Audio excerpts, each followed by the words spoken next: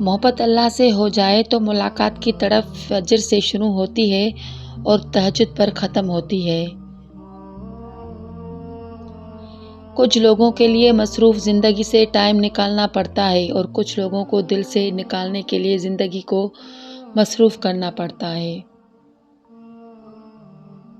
اگر ہمارا اخلاق صرف منچاہی چند لوگوں کے لیے اچھا ہے تو ہم صرف موقع پر ہیں، خوش اخلاق نہیں۔ اس بھاگتی ہوئی زندگی میں اپنی ذات میں اگر کم سے کم اتنا ٹھہراؤ پیدا کرنے کی کوشش ضرور کریں کہ کم سے کم آپ نماز سکون سے پڑھ سکیں اپنے رب کی خاطر۔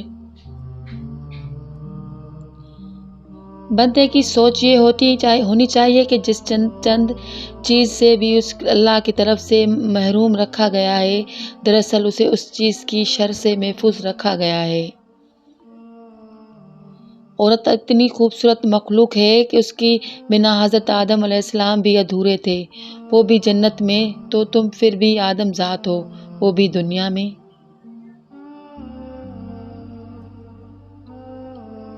انسان صرف غلط ہونے پر وضاحتیں نہیں دیتا بلکہ کئی دفعہ وضاحتیں اس لیے بھی دیتا ہے کہ سامنے والا اس سے بہت عزیز ہوتا ہے۔ خوبصورت ہے وہ سوچ جو کسی کے اچھا سوچے، اور خوبصورت ہے وہ انسان جس کو اللہ نے یہ خوبصورتی عطا کی ہے۔ اللہ کو یاد کرو گے تو دلوں میں ٹھنڈک آئے گی، ورنہ سلگتے رہو گے، سسکتے رہو گے، تڑپتے رہو گے۔ کوشش کریں بنا مطلب کے اچھے بنیں، مطلب سے تو بہت سے اچھے بنے پھرتے ہیں۔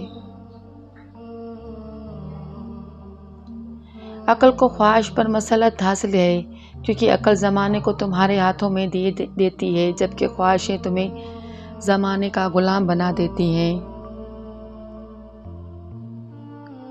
جو سہ رہا ہوتا ہے وہی سہ جاتا ہے کہ وہ کس قدر اذیت میں ہے، باقی صرف قیاس آرائیاں ہیں، کر سکتے ہیں۔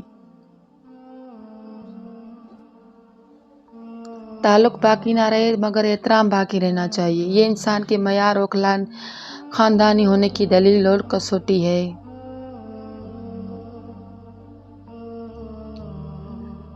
دوسروں کے جذبات سے کھیل کر جو خود کو تیز ترین سمجھتے ہیں وہ تیز ترین نہیں، گھٹیا ترین ہوتے ہیں۔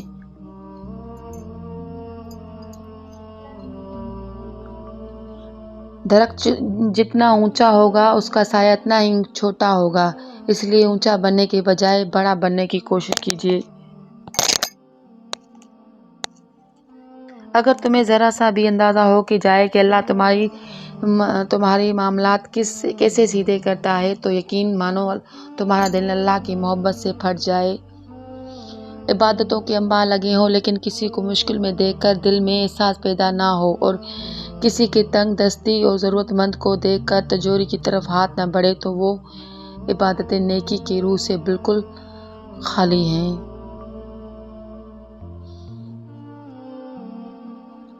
کبھی کبھی آپ کو اپنا رخ تبدیل کرنے کی بھی ضرورت ہوتی ہے، برداشت کئی دفعہ تمام مسائل کا حل نہیں ہوتا۔